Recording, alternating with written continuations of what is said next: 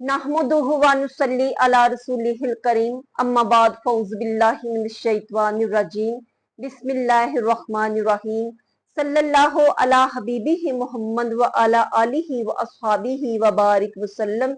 लाखों करोड़ों दुरूदो सलाम सरकारे दो आलम सल्लल्लाहु अलैहि वसल्लम की ज़ाते बाबरकत पर और आपकी तमाम आल और औलाद पर। अस्सलामु अलैकुम व रहमतुल्लाहि व बरकातुहू।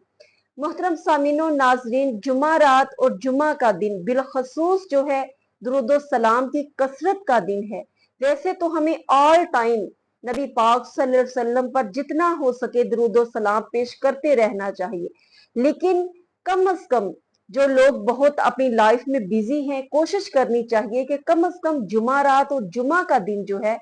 कुछ वक्त जो है बिलखसूस स्पेशली दुरूदो सलाम के लिए निकालें, ताकि वो अपना नाम उन लोगों में दर्ज करवा सके जब हशर के रोज नामा अमाल तोले जाएंगे और जब नेकियां कम पड़ जाएंगी तो ये दुरूद शरीफ जो पड़ा हुआ है ये जब आपके गुनाहों के पलड़े में रखा जाएगा तो ये तमाम गुनाह मिटा देगा और आपकी नेकियों का पलड़ा बारी कर देगा और आपकी निजात और मगफिरत का सबब बनेगा। अल्लाह रब्बुल इज्जत कभी भी इंसान का दुरूदो सलाम पड़ा हुआ रद्द नहीं फरमाता। ये वो इबादत है जो हर हाल में कबूल ही कबूल है, चाहे आप हजूर दिल के साथ पढ़ते हैं, चाहे आप चलते फिरते पढ़ते हैं, वुजू के साथ पढ़ते हैं, बगैर वुजू के पढ़ते हैं। और इसकी इतनी बड़ी स्वादत है कि इसको पेश करने के लिए बिलखसूस स्पेशली फरिश्ते जो है वो मुकर्रर हो चुके हैं, जिनकी और कोई ड्यूटी ही नहीं और उनका कोई काम ही नहीं। 70,000 फरिश्ते ऑल टाइम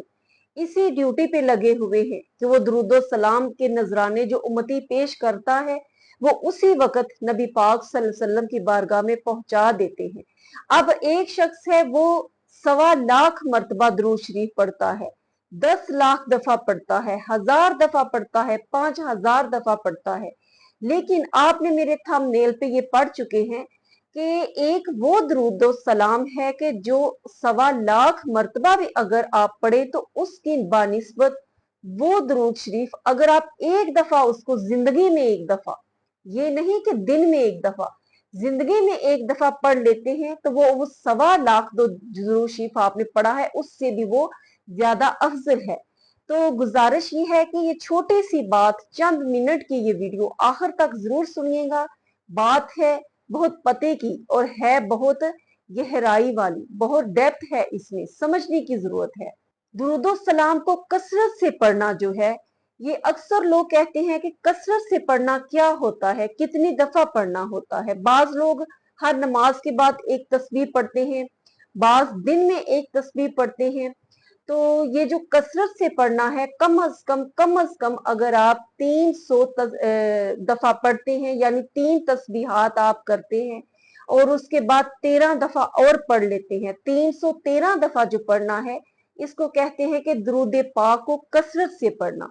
तो इतनी दफा अगर आप पढ़ लेते हैं तो आप दुरूदो सलाम कसरत से पढ़ने वालों में शामिल हो जाते हैं। और इसकी इतनी फजीलत है कि आप जो भी दुरूदो सलाम पढ़ते हैं, दुरूद इब्राहिम पढ़ते हैं, कोई और छोटा दुरूद पढ़ते हैं, सब ही दुरूद पाक जो हैं वो बाइसे फजीलत हैं और नबी पाक सल्लल्लाहु अलैहि वसल्लम की बारगाह में पहुंचाए जाते हैं। अक्सर हम लोग जो हैं नमाजें भी पढ़ते हैं, सदकात भी करते हैं, दुआएं भी मांगते हैं, कुरान पाक की तलावत भी डेली करते हैं, जिक्र अज़कार भी करते हैं, लेकिन ऐसे भी बेशुमार लोग हैं जो ये तमाम चीजें कर रहे होते हैं, लेकिन अपनी जो रोजमर्रा की रूटीन है, दूसरों के साथ जो मामलात हैं, आप कारोबार के वक्त, काम काज के वक्त, अपनी रिज़्क़े हलाल की कमाई करते वक्त,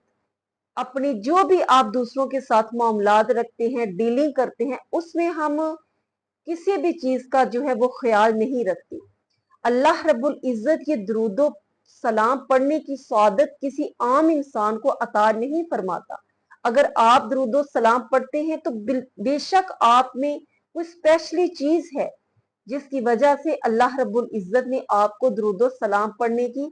तौफीक अता फरमाई है। क्योंकि अल्लाह रब्बुल इज्जत जब किसी बंदे से मोहब्बत करता है, जब वो किसी से खुश होता है, جب وہ اپنے کسی بندے سے راضی ہوتا ہے تو اس کو ہی وہ درود و سلام پڑھنے کی توفیق عطا فرماتا ہے۔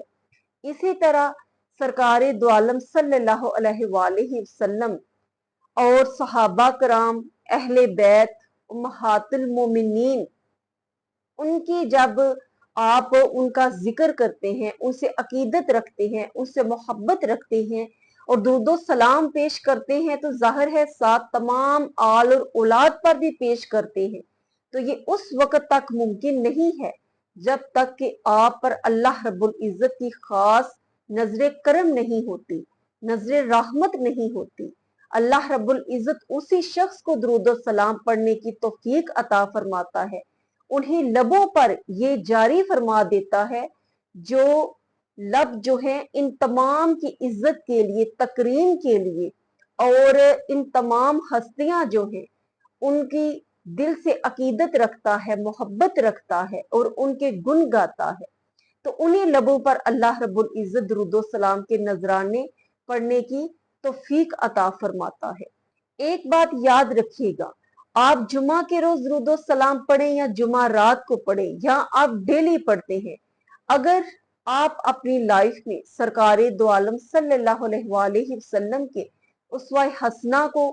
آپ کے بتائے ہوئے صراط مستقیم کے رستے کو فالو نہیں کرتے اور نبی پاک صلی اللہ علیہ وسلم کی سیرت پر عمل نہیں کرتے اور کوشش نہیں کرتے، میں یہ نہیں کہتی کہ آپ بالکل عملی نمونہ بن جائیں، امتی ہونے کے ناطے آپ اپنی ذات کا جائزہ لیں، اپنی روٹین کا جائزہ لیں، آپ کا سوچنا کیسا ہے، آپ کا سننا کیسا ہے، آپ کی سوچ کتنی پاکیزہ ہے، آپ کے خیالات کتنے پاکیزہ ہیں، آپ کے محفل کے تنہائی کے لمحات کیسے گزرتے ہیں، آپ کی صبح سے شام تک کی جو روٹین ہے وہ کیسے گزرتی ہے،